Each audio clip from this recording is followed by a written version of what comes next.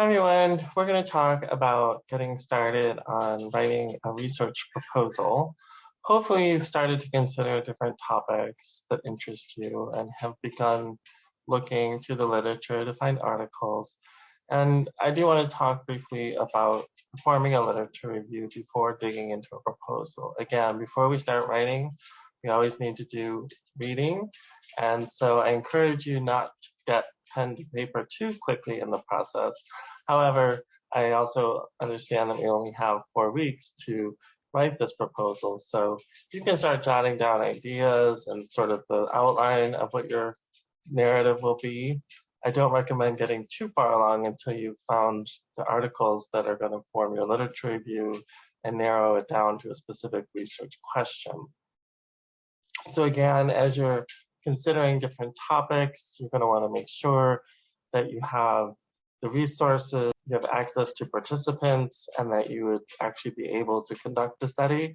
Now, granted, most of you won't be conducting the study that you're proposing, and so it's okay to think about projects that might be on a scale that are larger than what you would actually be able to do during your master's program or even in the short run, but it should be something that would be possible to research. So if you have any doubts about that, you can shoot me an email or have a discussion about narrowing down a research question that will be manageable.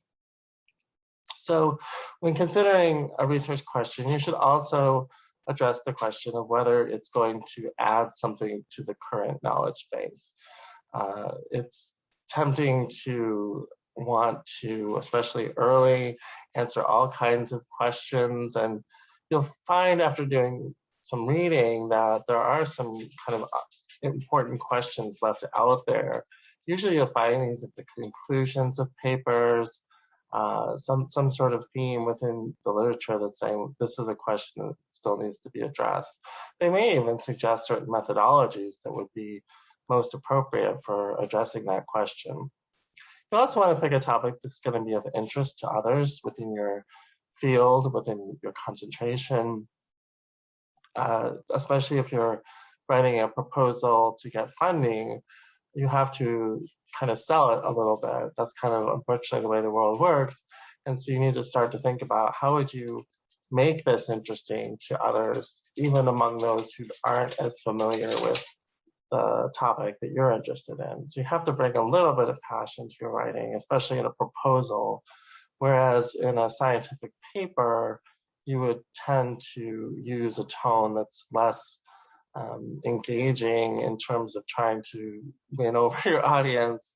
But proposals are usually won or lost in the first few sentences, especially for small grants, where there's a lot of proposals that they need to triage in a short order. For larger proposals, when there might be fewer proposals, they're going to score a proposal using a specific rubric, and they will actually read all of your writing, and so you don't have to as urgently make your main point.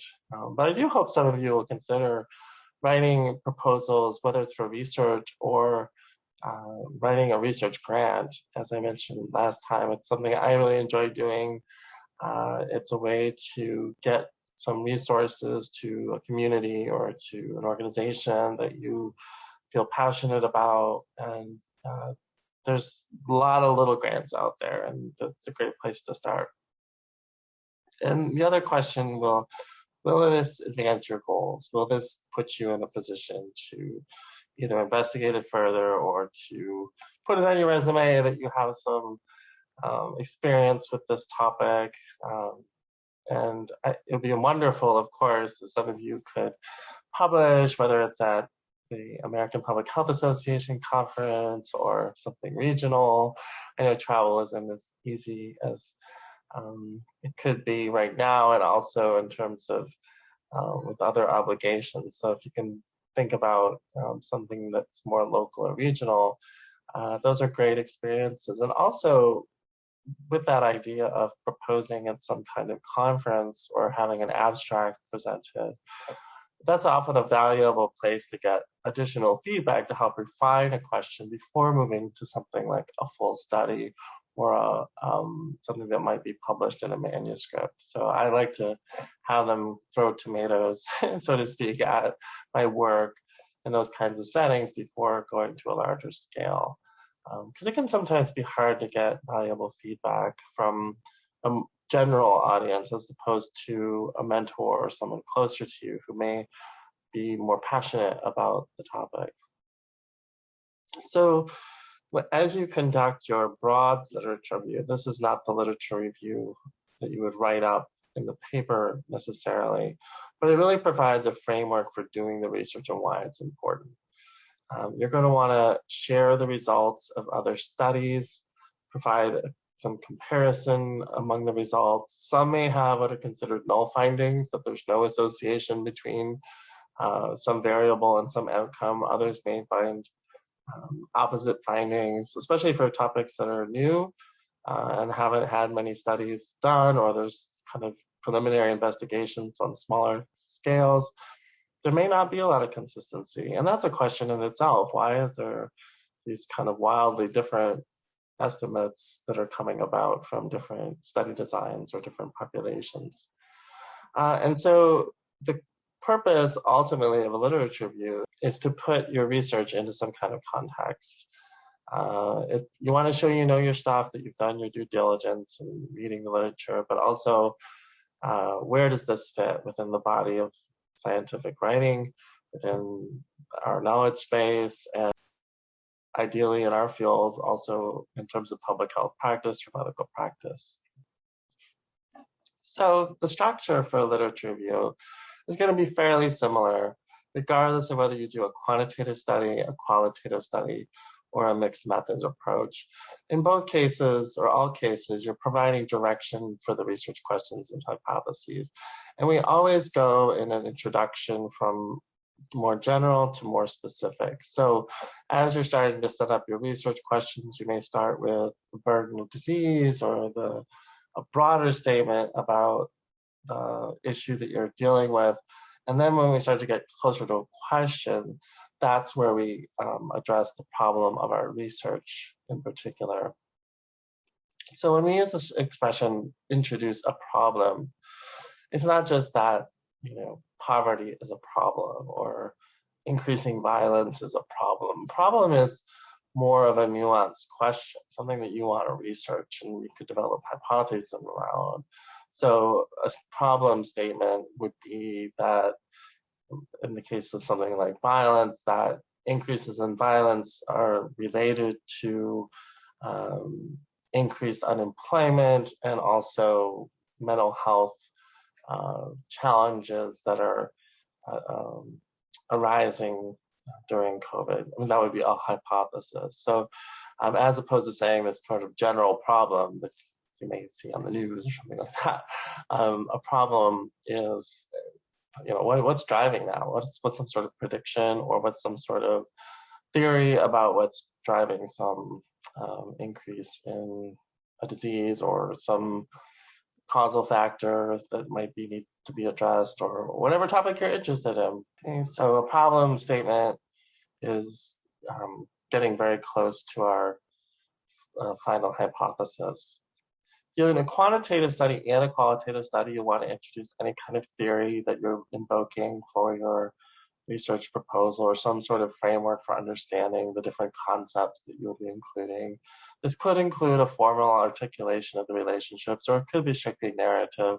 And ultimately, the goal of that literature review is to be able to compare the results of your study to the existing literature and the predictions from those studies. And so you don't know your results yet, but you're setting yourself up for some sort of framework for comparison. Okay, so qualitative and quantitative study is very similar.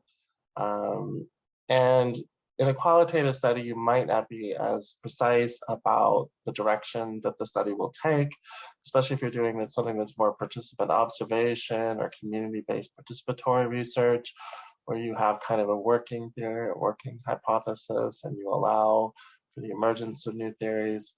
Then you may not be as clear about the exact direction, but you still want to provide that context. What led to this?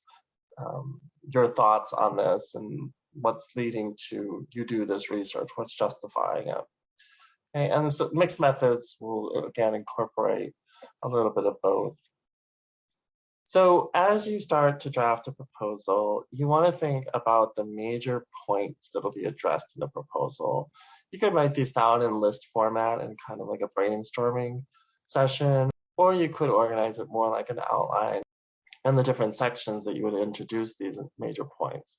Ideally, in an introduction, you're going to have most of your major points foreshadowed a little bit, but you may want to hold off and go into detail about things that require more explanation.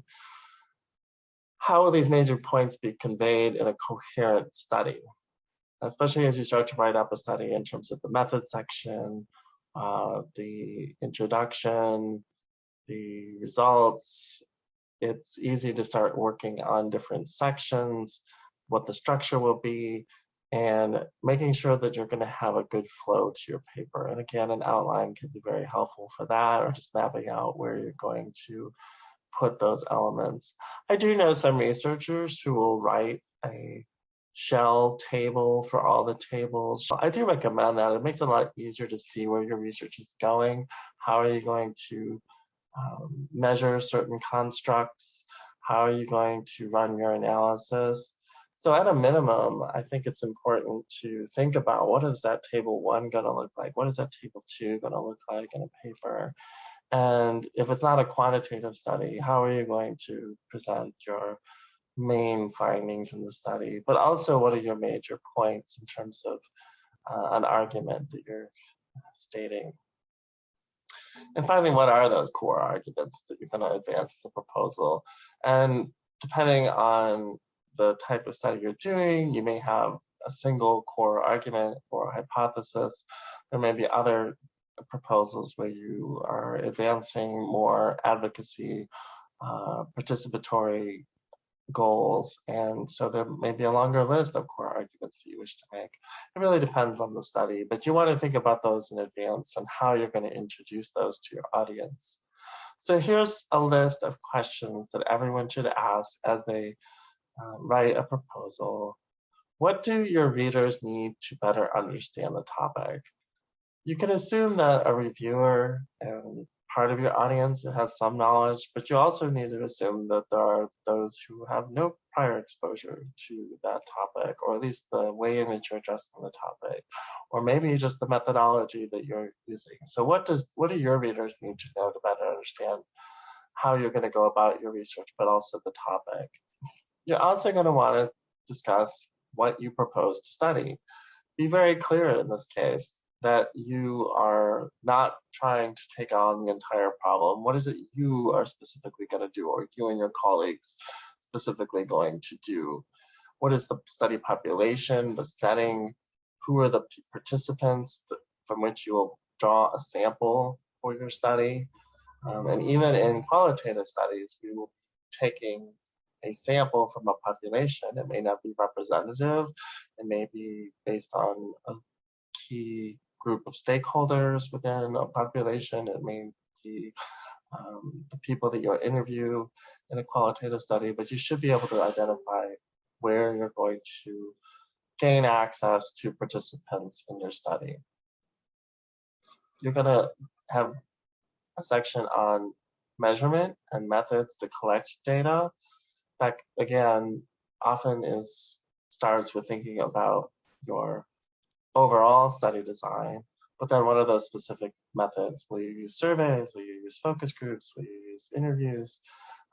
And is it going to be a combination of quantitative and qualitative data? Those kinds of things. How will you analyze the data? And again, this is for both quantitative and qualitative studies. How are you going to digest all that information that you collect and synthesize it and either find out that it supports your hypothesis or fails to confirm your hypothesis? You're also going to want to consider how to validate the findings from your study. One way to do that is to use some sort of criterion validity, which would be to say, well, if this were true, it should predict some other outcome down the road, or it should predict some other phenomenon. And so you may not be the one measuring this, but how would you go about validating your study hypothesis um, and confirm your findings? Is it additional research? Is it additional approaches that would be needed to investigate this further? What ethical issues will be presented in your study? And you want to avoid the broader ethical issues that are true of all studies. What are the specific ethical issues that your study will have to address? Now, with data, we always should have some statement about anonymity and confidentiality and informed consent. So I don't want to say don't include those basic things, but you want to also highlight the specific ethical challenges of your study, not only to demonstrate to the reader that you've thought about these things carefully, but that you actually have taken the time to think through some of the potential unintended consequences of your research, some of the adverse events that could happen. And by adverse events, it wouldn't have to even be in like a clinical trial setting. It could be that there could be psychological distress among participants if it was a topic that was particularly personal or potentially traumatizing, or re-traumatizing or stigmatizing. So how are you to take those extra steps to ensure the ethics of your study? And finally, you're going to want to mention any previous data that you've collected, pilot studies, even if that's just a pilot, a questionnaire, or a survey. You may want to at least make a statement about how you'll go about piloting an instrument or measurement tool. Often we take measurement tools that already exist so that we don't have to reinvent the wheel and we understand the reliability and validity of measures. But there are many cases where we want to have questions that are more narrowly focused on our hypotheses, in which case we would want to at least get some feedback on their readability, the validity, and the reliability.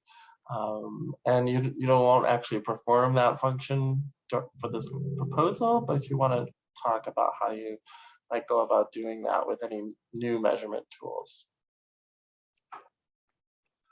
So going now into the actual format of a proposal, the format for a qualitative proposal will obviously start with an introduction. We state the problem and the purpose and the research questions. As of the proportion of the paper, the introduction and the proposal stage could be a little bigger than in a final manuscript. You really want to set the stage for why the problem is important.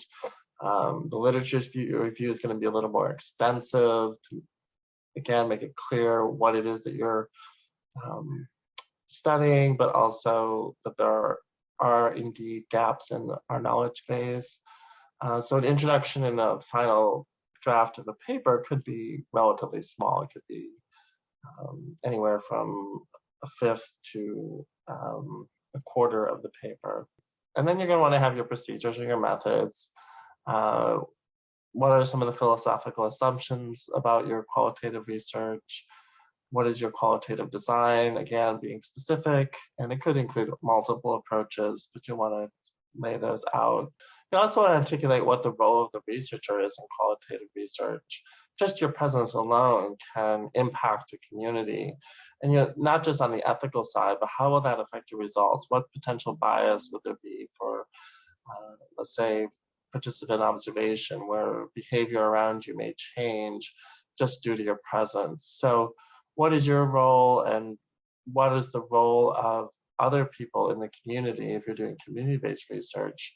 Often with community-based projects, you have other people from the community besides yourself doing the actual legwork in the research, that you're more of a resource and that you're more of a communicator, you're a convener as opposed to the one collecting data.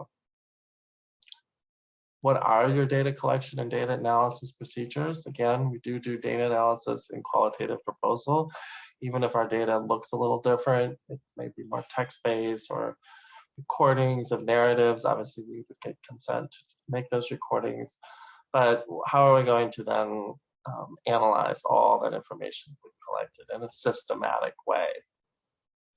And again, some statement about how we validate our findings, and kind of set up your reader to know what to expect in terms of a narrative structure in your paper. How will you present some synthesized quotes or common themes from actual members of the community you're studying? For example, there are projects that are called photo voice projects where they actually include photographs taken by people in the community to identify needs and assets and other concerns. Again, you want to be straightforward about any anticipated ethical issues.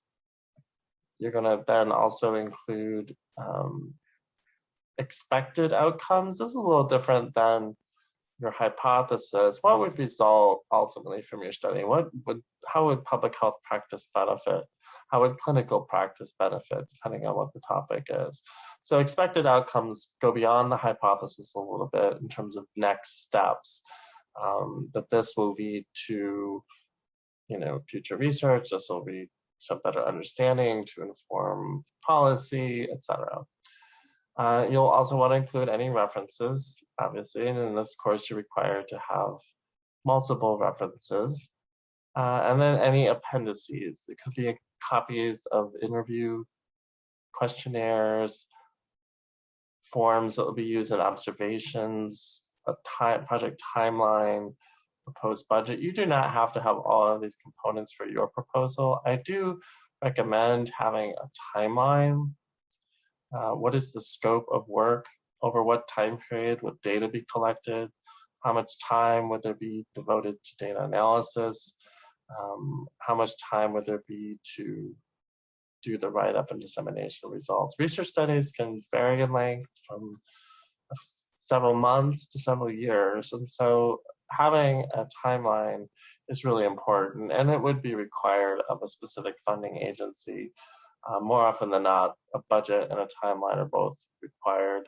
But it's also possible that they would have a round of proposals where you do more of a preliminary proposal and then get into more of the nitty-gritty as far as the proposed budget. It really depends on the structure of the project. The format for a quantitative proposal is very similar to a qualitative proposal. You're going to start out with a statement of the problem. Often we're going to want to use quantifiable information. X% of the population currently has the condition that you're studying in the United States, some other previous estimates from the population, because ultimately you're going to be presenting quantified information as well, and we're going to want to compare that to what's existing in the literature. The purpose of the study, your research questions and hypothesis, and any theoretical orienting perspective that you may have. Again, you're going to want to go from more general to more specific as you get to the end of the introduction. You also include a review of the literature, and this can be separate from the actual introduction. Okay, the method section is key in a quantitative proposal. You have to be able to demonstrate some real thought about how you're going to take this hypothesis and how you're going to measure things, how you're going to analyze the data, how many time points are there going to be collected on participants, what are the levels of measurement, and are the statistical analysis approach that you take, whether they're bivariate or multivariate, are they appropriate to the levels of measurement and to the research design? So this is often a section of a paper where you will involve someone with knowledge on methodology and statistics, and but you can also look at other method sections and kind of get a sense of what are some of the standard ways that one would report out their methodology. So it might be something like, for bivariate analysis of continuous measures, we'll use correlation.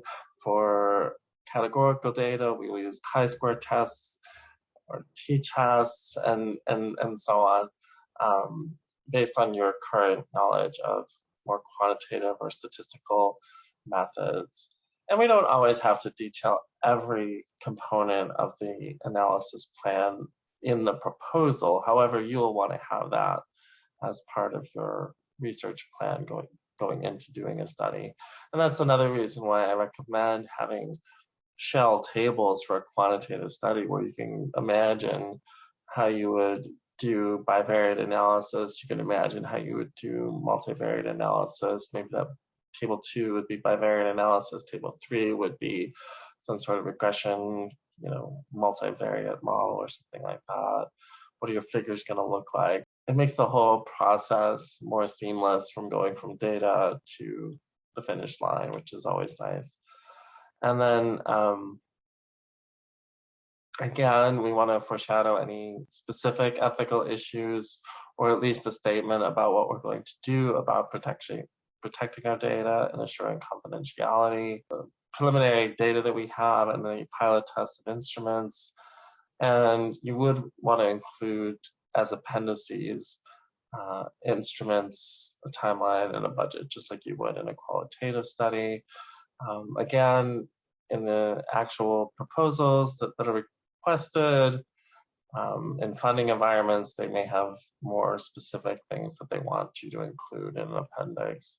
But you want to keep that separate from the core proposal. You don't want to bog down readers with too much technical detail as far as the budget narrative. Often these things fall into the appendices.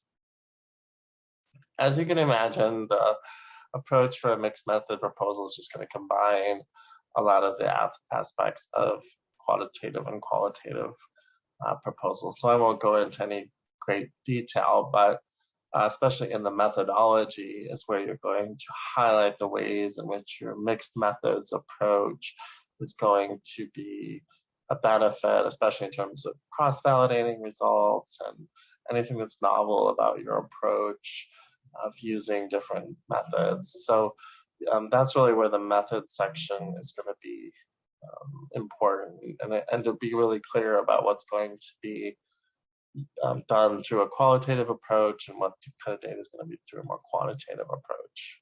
So if you're working with an investigator or a faculty member on a actual research project, you want to go over carefully what the preferred format of the proposal is, especially if you're going to seek to publish or to present at a conference.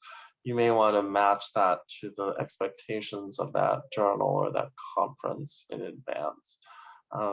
There's this general framework for doing research proposals, and it is fairly consistent across areas of public health. But as you move into, say, clinical medicine, or you move more towards qualitative studies, there can be very different formats and what's expected. So it wouldn't hurt to think about that in advance so that you don't have to do that work again of reformatting to different audiences. One of the more difficult things in a research proposal is to have a consistent voice and a consistent tense, and also trimming it down to something that's more manageable or fits within the guidelines of a request for proposal in terms of the limits on page length or word count. So ultimately, you're going to have to do more trimming than adding when you're in the proposal writing stage. When you were an undergrad writing papers, often it was, gosh, how am I going to write 10-page paper? In the research world, it's more like, how am I going to get this into this little box? Whether it's an abstract or a proposal, the length is rarely an issue. It's more in terms of making it long enough. It's getting it short enough and succinct that where you are making a really effective argument.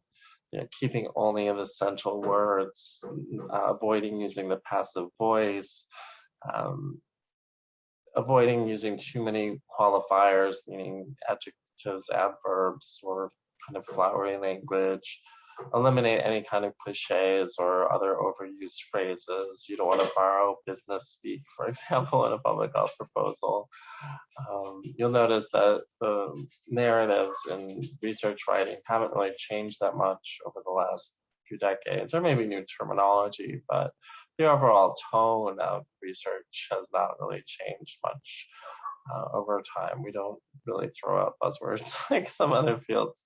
One thing you also have to get used to as a researcher is you're not really going to use direct quotations from papers unless there's a way in which the authors phrase something that is particularly nuanced or particularly noteworthy in terms of its sort of emotional or clarity. We don't do a lot of quoting of authors directly. Often we'll make a very simple statement, one sentence, that an author found this relationship in the past, and then cite it. Okay, so you don't have lengthy quotations, often which you may have put into writing when you were in college or high school. You will rarely see quotes in the research literature, and likewise within a proposal, you would use quotes, unless they really highlight an issue in a way that's, again, very effective for conveying a message.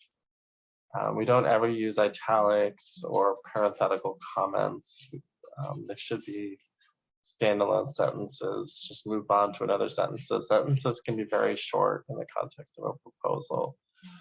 You're going to want to use active words and present tense as much as possible.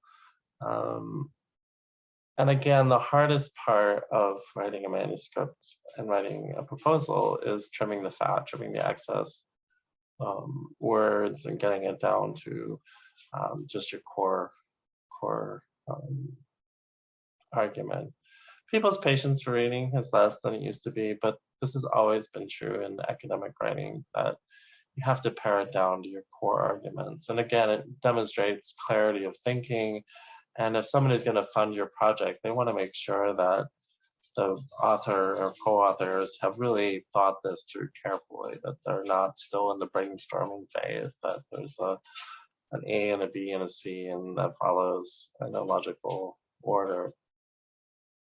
Again, the introduction is so important in terms of winning a grant or getting your audience's attention. Imagine reading a novel.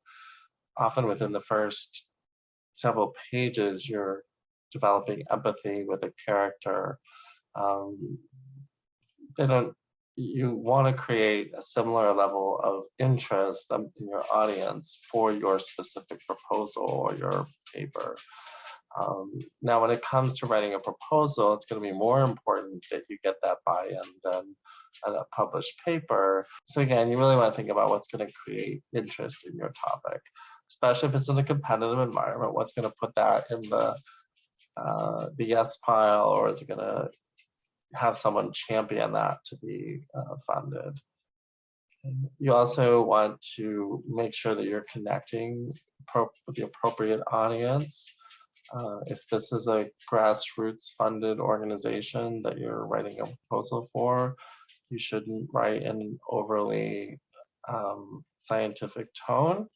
But you also want to be able to connect to the audience that will be reviewing your paper.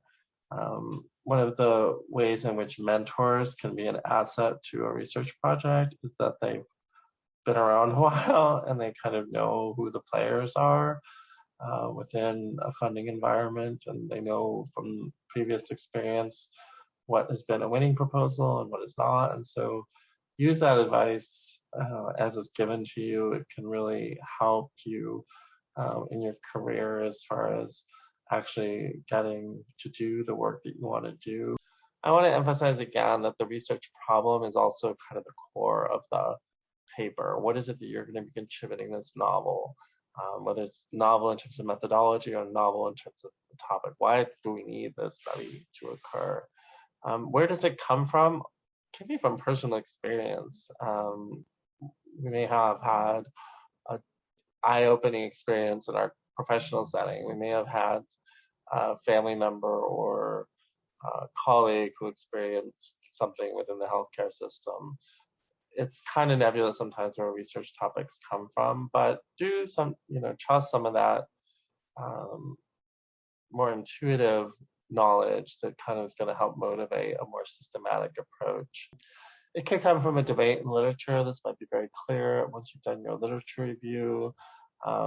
Gaps in the research knowledge base, again, is one of the more motivating factors for doing research. Policy debates can also lend themselves to research questions.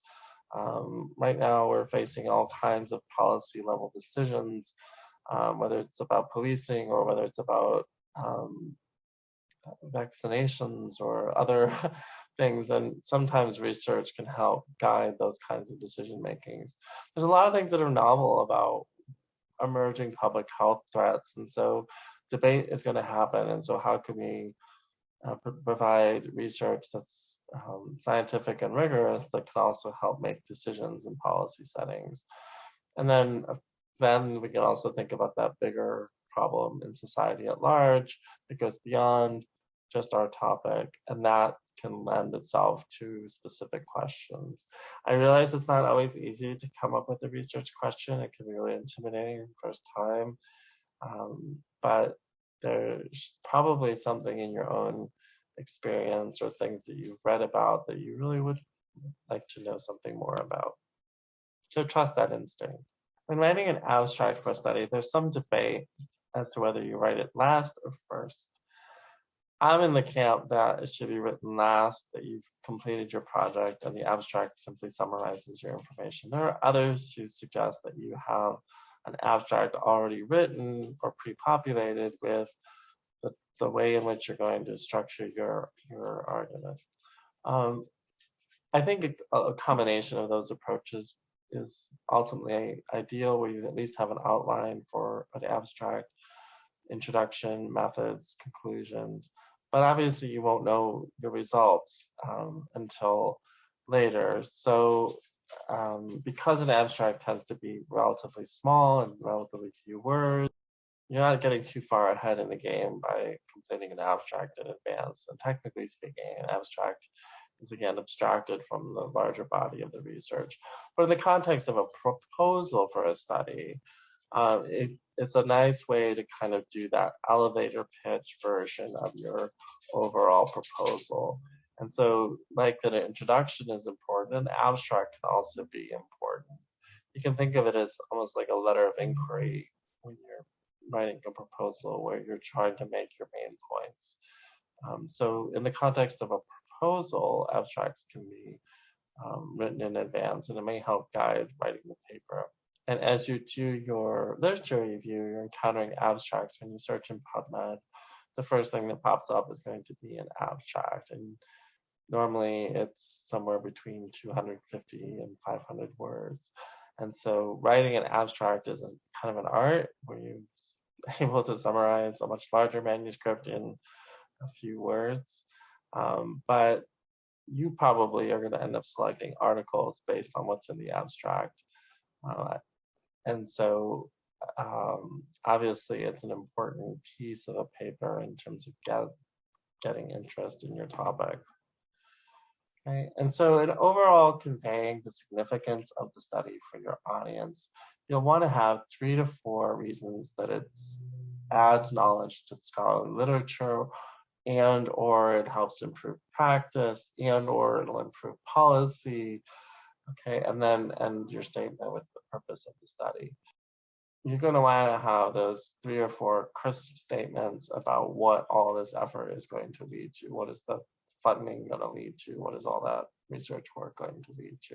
In public health, we want something that's going to be applicable to practice. So you want to not only talk about its scientific contributions, but its contributions to public health practice, to policy, and how it fits into that broader context. So these are just some suggestions on writing an effective proposal. I realize that for many of you, writing has not been necessarily a priority lately, especially if it's been a while since you've been in undergraduate settings.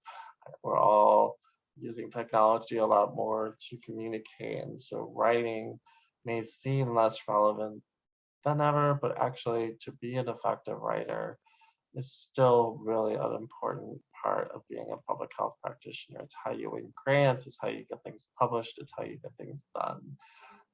And it is our best way to communicate with each other. It may look as though public health officials are communicating through sound bites on the news, but behind the scenes, if you're looking at the literature on what's happening, there's a lot of discussion, a lot of debate, a lot of new information that's coming out that isn't something that you're aware of unless you dig deeply into literature. And that's really where this is playing out, not in the news media, thank goodness. So I realize that writing can be intimidating, and that's why I'm here, is to help you make your writing stronger in the context of writing a proposal. And hopefully some of you will learn to enjoy writing again, especially if it's been a while. So that's it for this week. Thank you very much for your attention, and we'll talk again soon.